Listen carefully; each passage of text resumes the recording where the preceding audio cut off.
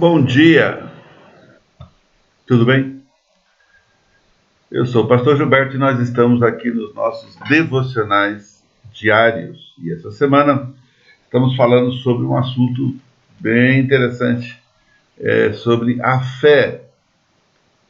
E o nosso assunto para hoje é um assunto bem polêmico e a gente vai tratar esse assunto hoje. O tema para hoje é a fé ou melhor, a fé não é cega. E o nosso texto está aqui no capítulo 2, nos versos de 14 a 26, eu vou ler para nós. Meus irmãos, qual é o proveito se alguém disser que tem fé, mas não tiver obras? Pode acaso semelhante fé salvá-lo? Se um irmão ou uma irmã estiverem carecidos de roupa e necessitados do alimento cotidiano, e qualquer dentre vós lhe disser, ide em paz, aquecei-vos e fartai-vos, sem contudo lhes dar o necessário para o corpo, qual é o proveito disso? Assim também a fé, se não tiver obras, por si só está morta. Mas alguém dirá, tu tens fé e eu tenho obras, mostra-me essa tua fé sem as obras, e eu com as obras te mostrarei a minha fé. Crês? Tu, que Deus é um só, fazes bem. Até os demônios creem e tremem. Querem, pois, ficar certo, ó homem insensato, de que a fé sem as obras é inoperante? Não foi por obras que Abraão, nosso pai, foi justificado quando ofereceu sobre o altar o próprio filho Isaque? Vês como a fé operava juntamente com as suas obras? Com efeito, foi pelas obras que a fé se consumou e se cumpriu a Escritura, a qual diz, ora, Abraão creu em Deus e isso lhe foi imputado para a justiça, e foi chamado amigo de Deus. Verificais que uma pessoa é justificada por obras e não por fé somente. De igual modo, não foi também justificada por obras a meretriz Raabe, quando acolheu os emissários e os fez partir para outro caminho? Porque assim como o corpo sem espírito é morto, assim também a fé sem obras é morta.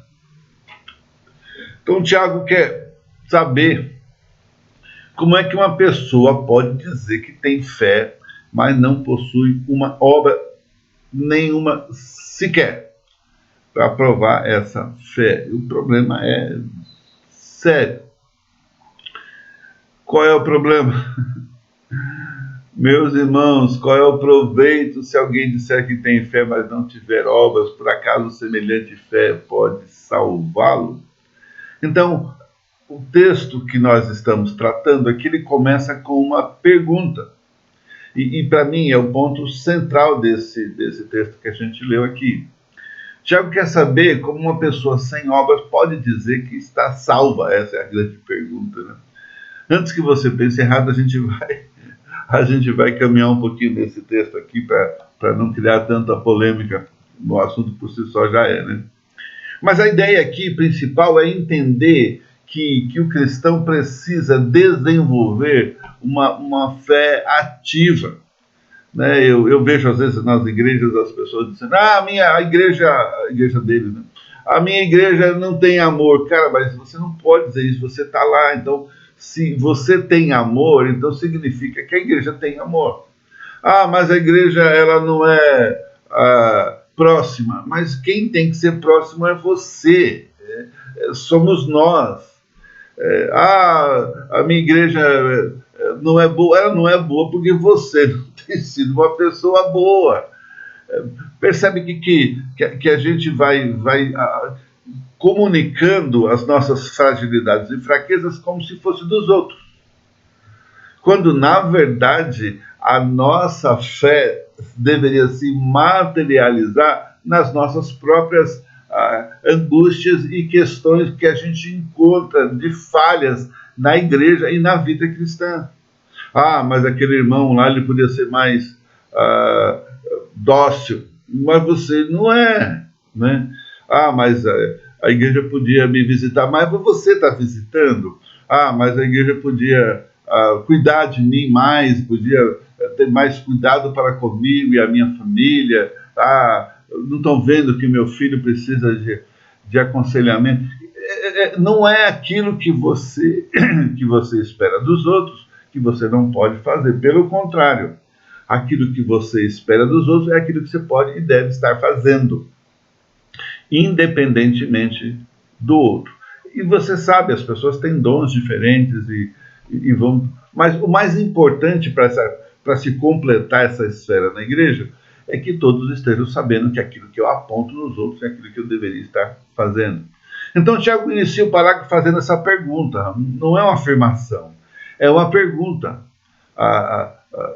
Chama ou espera uma resposta. O autor está iniciando essa conversa com aqueles que estão lendo, e ele está dizendo que qual é o lucro, qual é a vantagem dessa fé que não viabiliza, que não ativa, que não se materializa. Ele não está pregando a salvação pelas obras, nada disso. Tiago fala e dirige as suas perguntas a quem defende a fé somente. Quer dizer, é uma fé isolada e pessoal, né? Tiago não afirma que a fé não pode salvar. Ele está dizendo que a fé sem obras, ela é incapaz de dizer para o mundo quem Deus é. É isso.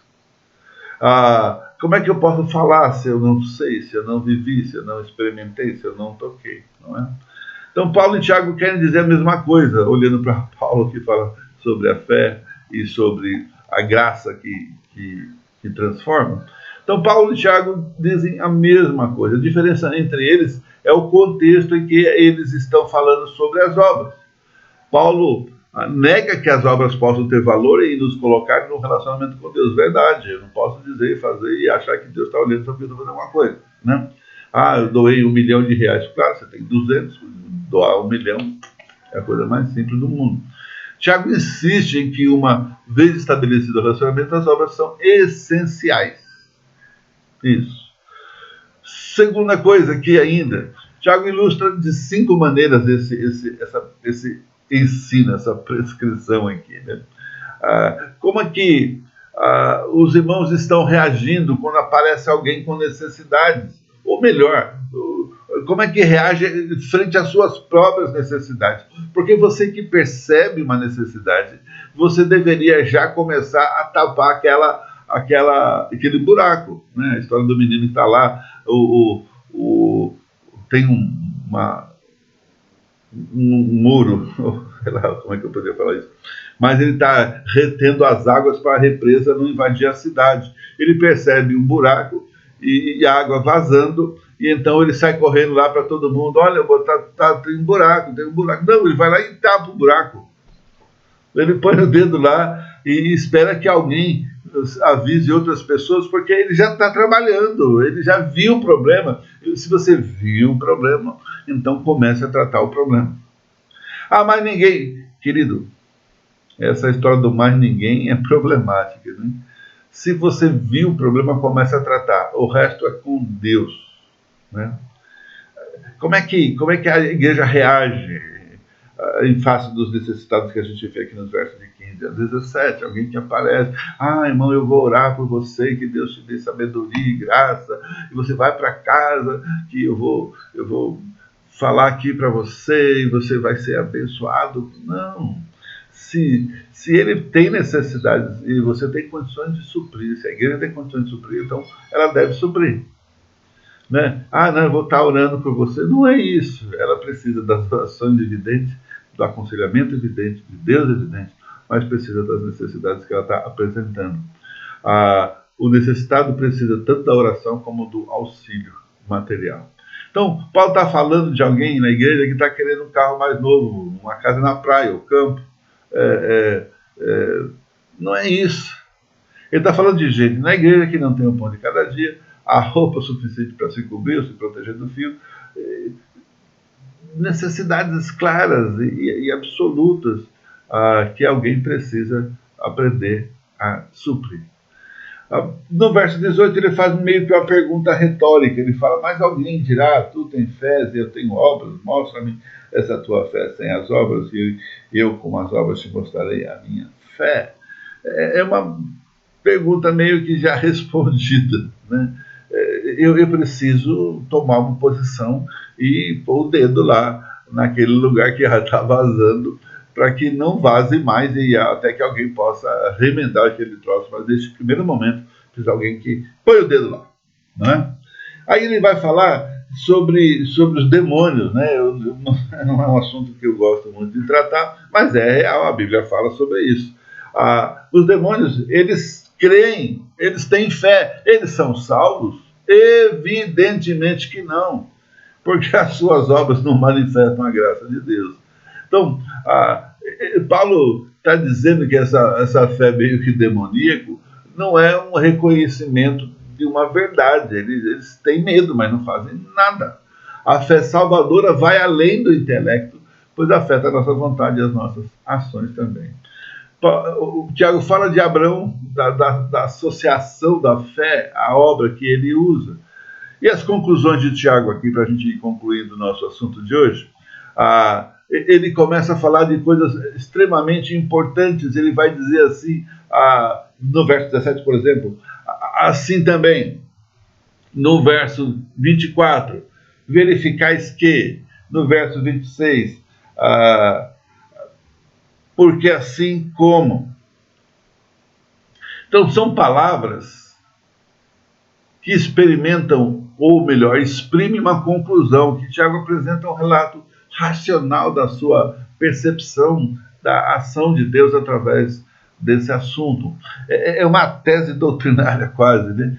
Que diz o seguinte, que uma fé sem obras é falsa, inoperante, estéril e morta. O que significa isso? Bom, podemos responder essa pergunta com algumas afirmações. Primeiro, obras não produzem fé, mas a fé produz obras e as obras confirmam a fé. Segunda, o contraste é entre a fé sem obras e obras sem fé, e não entre fé e obras. A questão não é uma opção entre fé e obras, mas sim entre a fé viva e a fé morta. O nosso assunto aqui é a fé, ela não é cega. Tiago nunca afirma que as obras podem salvar, mas sim que a fé genuína e viva sempre redundará em boas obras. Precisamos entender isso. Temos que aceitar essa perspectiva que vamos e que estamos desenvolvendo aqui. A fé não é cega. Não é cega. Eles não tinham problemas com crer, mas com o fazer, e às vezes nos alcança também. E é um desafio para todos nós, que enfatizamos tanto a fé, a salvação pela fé, como as obras que serão julgadas, que é isso que a Bíblia vai tratar também. Então a fé deve necessariamente ser traduzida em obras que beneficiam o próximo e glorificam a Deus em tudo. Difícil, né? Eu sei. Mas o mais importante aqui é que você consiga entender que muito do que você espera que os outros façam é para você fazer. As obras que você espera que outros encabecem é para você encabeçar. As expectativas que a gente cria com relação a posturas dos outros, ela deveria ser a nossa. A fé não é cega. Que a graça de Deus te abençoe, cuide, que você possa começar a pensar, avaliar isso e tomar uma posição com relação a isso. Deus quer tratar com a sua vida. Então que você comece a evoluir para a glória dele. Em nome de Jesus.